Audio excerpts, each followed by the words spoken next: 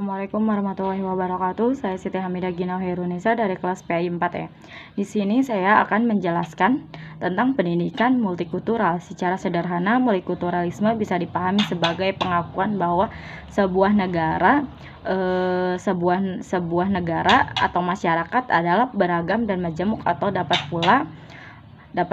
pula diartikan sebagai kepercayaan kepada normalitas dan pemerintahan keagamaan. Menurut Aryumaji AJK dalam Yazidku Baijau, pendidikan multikultural adalah merupakan suatu wacana yang lintas batas karena terkaitan dengan masalah-masalah keadilan sosial, demokrasi, dan hak asasi manusia, tulus dan toleransi terhadap keanekaragaman budaya yang hidup di tengah-tengah masyarakat plural. Tujuan pendidikan multikultural ada dua, yakni tujuan awal dan tujuan akhir. Tujuan awal merupakan tujuan sementara karena tujuan ini hanya berfungsi sebagai perantara agar tujuan akhir tercapai dengan baik.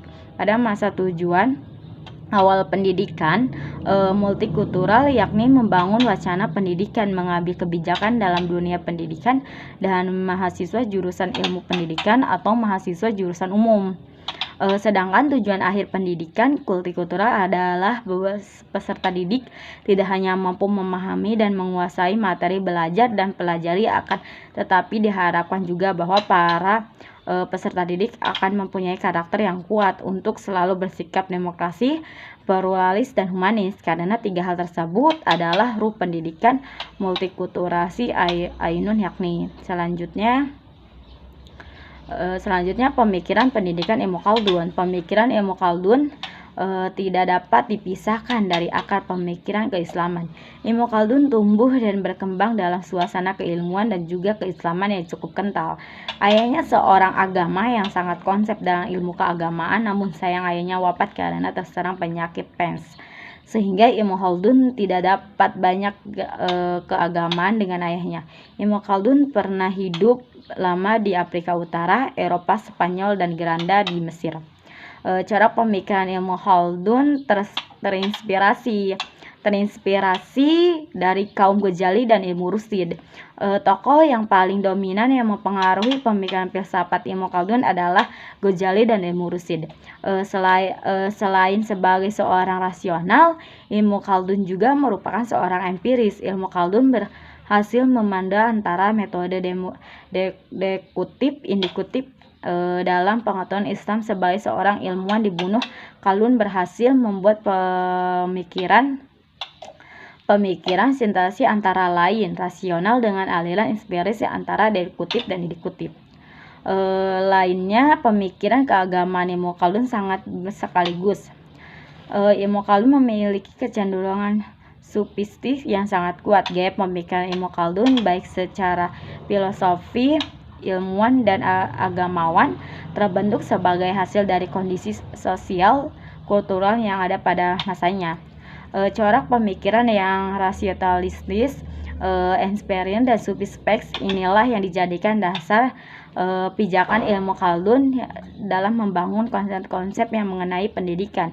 Ilmu pengetahuan menurut Ilmu Khaldun merupakan kemampuan manusia untuk membuat analisis dan sistem sebagai hasil dan proses pemikiran. Proses pemikiran tersebut Khaldun sebagai akidah, jama, dan puad. Selanjutnya pemikiran pendidikan menurut Muhammad Abduh. Riwayat hidup Muhammad Abduh, sedangkan ibunya berasal dari suku Arab yang nasabnya sampai pada Umar bin Khattab, sahabat Nabi Muhammad. Ia menghafal Al-Quran pada masa 2 tahun di bawah bimbingan seorang guru yang hafal kitab suci itu. Setelah belajar 2 tahun berulah ia mengikuti pelajaran-pelajaran diberikan di masjid itu. Karena metode pembelajaran yang tidak tepat, setelah 1,5 tahun belajar, Muhammad Abduh belum mengerti apa-apa.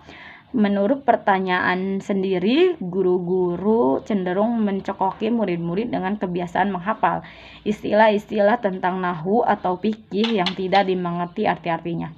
Dalam pembelajaran ke tahta itu, ia singgah ke desa Kanisah Urin, tempat tinggal kaum kerabat dari pihak ayahnya. Salah satu di antara mereka adalah Syekh Dzukir Khair. seorang alim yang banyak mengadakan pembelajaran ke luar Mesir. Sebagai belajar berbagai ilmu agama Islam atas bantuan pamannya itu, akhirnya beliau mengerti apa yang dibacakannya itu. Istilah-istilah yang dipahami ditanyakan kepada Dawin Kar. Bahkan menurut Ahmad Amin Al-Azhar, mengapa segala yang berlawanan dengan kebiasaan sebagai kekafiran. Tetapi pelajaran yang diberikan Hasan At-Tawil pun kurang memuaskan dirinya. Pelajaran yang diterima di Al-Azhar juga kurang menarik perhatiannya. Di antara buku-buku yang dijadikan ialah buku Akhlak karangan Ibnu Miskawai, Mutadin karangan bin Khaldun, dan Sejarah Kebudayaan Eropa karangan Guizon yang diterjemahkan oleh At-Tawi ke dalam bahasa Arab di tahun 1857. Selanjutnya, pemikiran pendidikan Ahmad Dahlan. Didirikan Ormas Islam di Indonesia ialah Muhammadiyah yang didirikan oleh Kiai Ahmad Dahlan. Beliau termasuk tokoh perbaharuan dicoret di bidang pendidikan. Kiai Ahmad Dahlan pada mudanya bernama Muhammad Darwis, berasal dari keluarga yang berpengaruh dan terkenal di Kesultanan Yogyakarta. Secara biologis sisinnya bisa sampai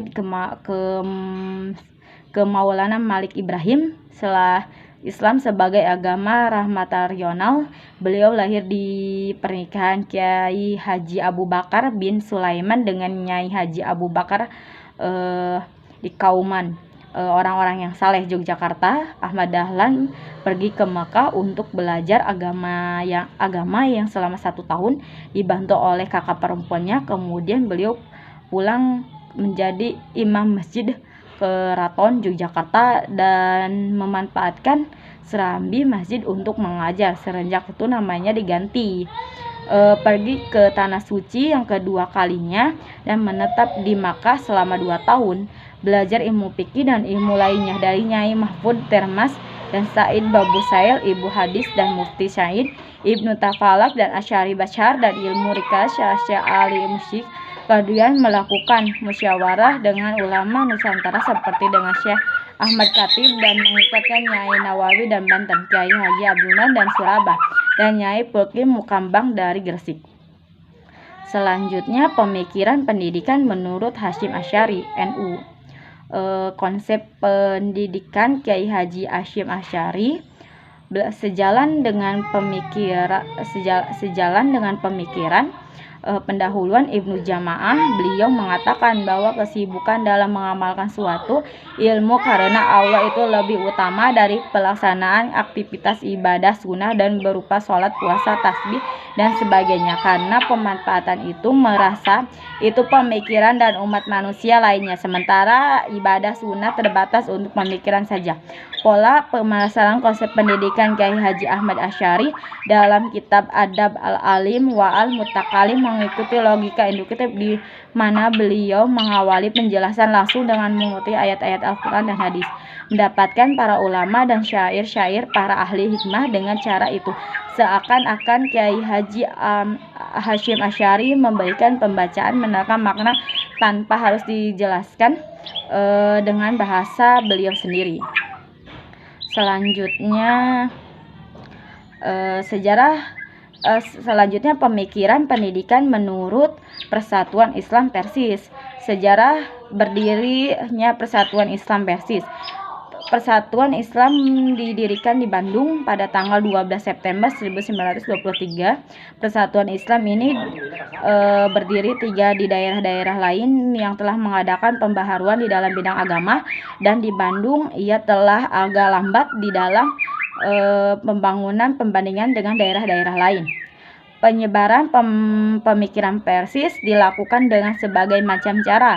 Di antaranya ada dengan pertemuan umum, takbil akbar, khutbah-khutbah, kelompok-kelompok studi, dan juga dengan berbagai macam media yang dapat dipeluskan dibaca oleh masyarakat luas. Sedia tersebut diantaranya adalah majalah-majalah, kitab-kitab, dan planet-planet. Usaha-usaha pendidikan Persatuan Islam Persis 1. Madrasah. Dalam bidang pendidikan Persis mendirikan sebuah madrasah yang mulanya dimaksud dengan anak-anak dari anggota Persis, tetapi kemudian madrasah itu diluaskan untuk para menerima anak-anak lain. Kedua, pesantren. Pesantren Persis mendirikan sebuah pesantren disebut Pesantren Persis di Bandung pada bulan Maret 1936 untuk membentuk kader-kader yang mempunyai keinginan untuk menyebar agama.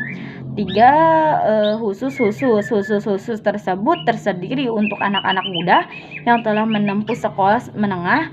Pemerintahan memiliki minat dan menjalani agama Islam dengan maksimal. Jadi khusus keagamaan tersebut tidak dikhususkan bagi para anggota Persatuan Islam, tetapi juga untuk semua masyarakat yang ingin mengalami agama Islam. Percetakan. Sebuah percetakan untuk majalah yang berbahasa Indonesia dengan tulisan Jawa. Majalah-majalah yang diterbitkan pembicara masalah-masalah agama tanpa adanya pemerintahan dari pihak-pihak non-Islam. Nama-nama majalah itu adalah Al-Fatwa, At-Taqwa, Al-Lisan, dan majalah Sual Jawab. Sekian dari saya, kurang lebihnya saya mohon maaf. Wabillahi taufiq wal hidayah. Wassalamualaikum warahmatullahi wabarakatuh.